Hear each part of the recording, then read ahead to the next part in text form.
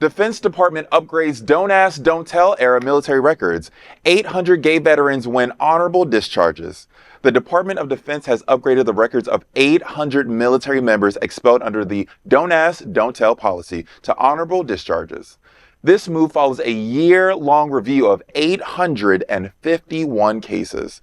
Defense Secretary Lloyd Austin praised the Military Department Review Board, stating, quote, 96.8% of the cases reviewed have been granted relief. Don't Ask, Don't Tell, a 1990s policy banning open service by gay and bisexual individuals, led to 14,000 military separations under less than honorable conditions. Veterans with such discharges face difficulties accessing critical benefits like healthcare and housing assistance. Last year, veterans sued the Defense Department to overturn their discharges. Attorney Jocelyn Larkin noted, quote, this case is not about damages, and in fact, it is not seeking any money for the plaintiffs. This case is about simply changing that piece of paper because the effect of changing that piece of paper is so incredibly consequential for our clients. Even congressional representatives pushed for quicker actions in this matter. In January, out Representatives Robert Garcia, Mark Pocan, and Chris Pappas urged Austin to expedite the discharge upgrades. Austin announced that 96% of service members separated under Don't Ask, Don't Tell have now received honorable discharges. He said, quote, we will continue to strive to do right by every American patriot who has honorably served their country. This comes as amazing news, especially as an Army brat, which I am. The fact that queer people in the military that were fighting for rights, fighting for a country that did not want them alive, fighting for a country that didn't want them to have families, fighting for a country that didn't want to employ them, were banished to the ethos just so disrespectfully for being authentically who they are. And it takes till 2024. it took a lot of time. But the fact that we finally got to this point, I'm so elated for these people. Mm-hmm. They have to make up for so much lost time of living authentically within themselves. But now is the time to start. I hope that you take this opportunity, those who have been vindicated through this process. I hope that you take this time to truly look in the mirror and say that my country is starting to finally see me as a human being.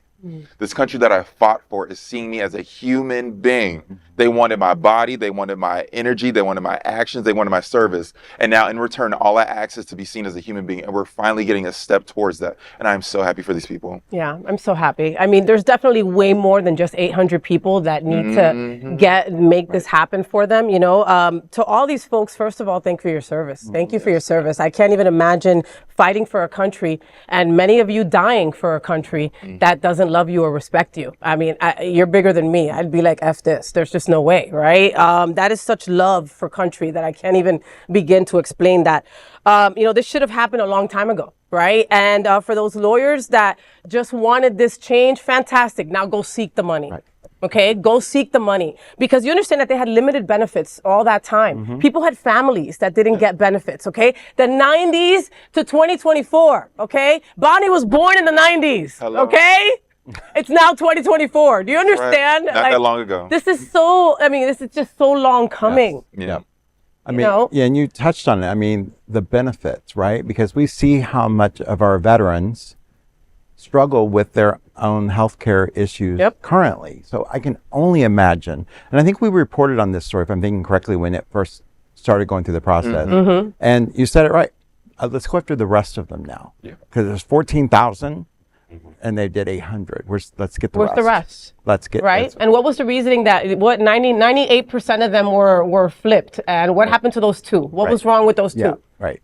You know, I don't know if we'll know those, but those are sealed records. Right. You know, I mean, like it's incredible that, I mean, I'm happy that now they're allowing our trans brothers and sisters after transitioning to still fight for this country. Again, still don't understand the logic, right? Because it'd be really tough for me to do that, to fight for a country that doesn't respect my trans brothers and sisters. It'd be really hard for me. But again, you guys are bigger people than me, you know, and that's why I thank you for your service. And I hope that they do go look over all the people, you know, and in some way, shape, or form, try to find some monetary way to thank them, you know, or at least make them comfortable. Because there's going to be many that you're not going to find. Right.